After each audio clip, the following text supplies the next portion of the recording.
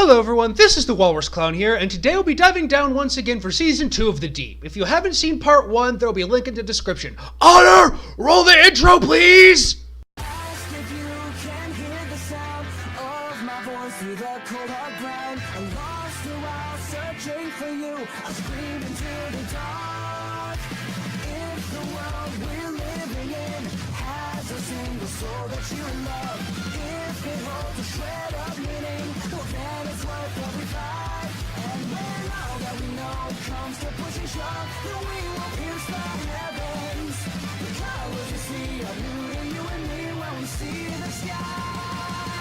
As we begin to run, so we can finally feel the sun.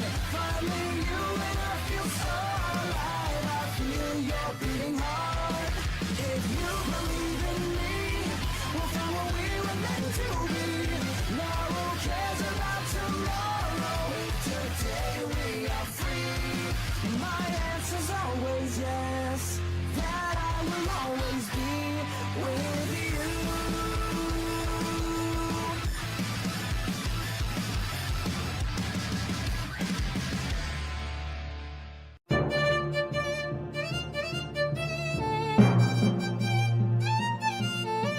Once again, we find ourselves going on an adventure with the Necton family as they explore the deep.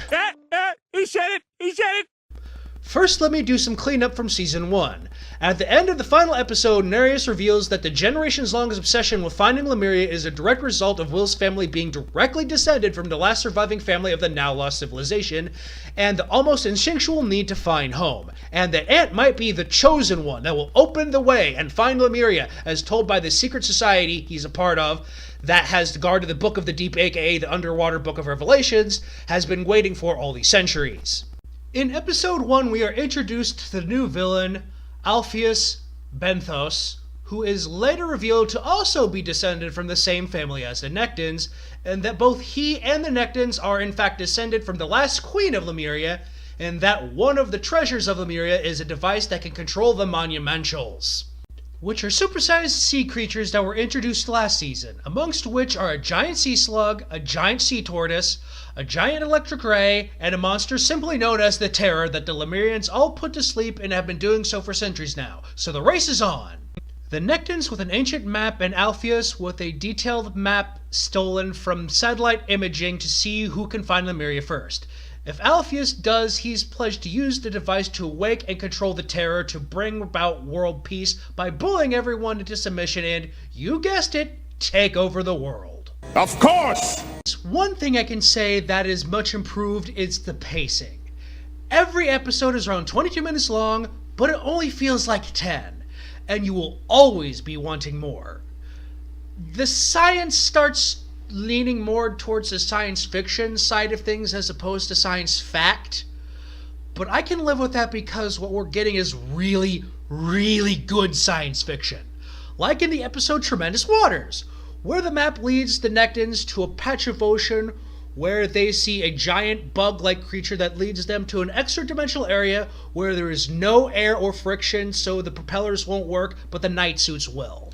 It's later revealed that the area will eventually cause anything that is in it to expand and explode to bits, so the Nectons have to get clever to get out before they blow up, and that the creatures there are an earth animal that just happen to also be the world's toughest animal, the tardigrade, which are so tough that, while normally the size of a grain of rice, can survive the extra-dimensional area, expanding them to the size of an elephant because tardigrades are extremophiles that can survive almost any environmental hazard, whether it be extreme heat, nuclear radiation, or surviving in the vacuum of space, because the tardigrade is apparently God's spirit animal. Another example of the super fun insanity that earns this show my undying affection is the episode The Maze, where the map takes them to an underwater maze and the Nectons naturally get separated and lost in hopes of finding clues to help them find Lemuria in said maze.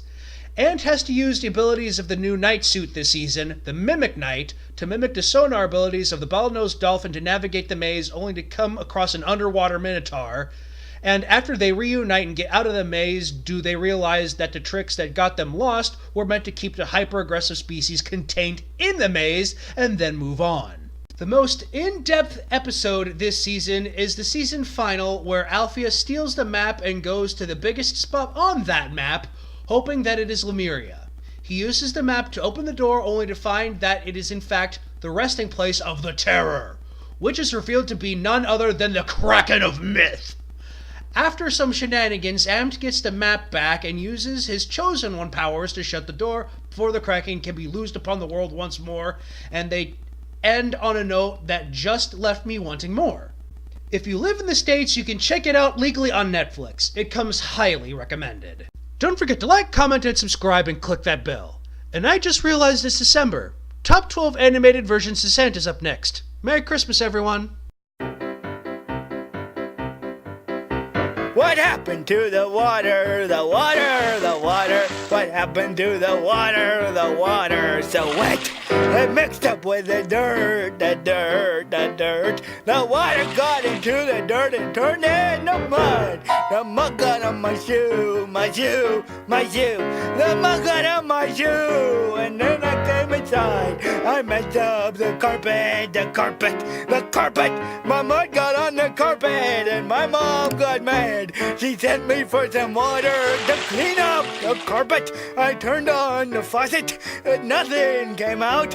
What happened to the water, the water, the water? What happened to the water? The water we need to clean the carpet and wash the dog and wash the dog. Wash the dog.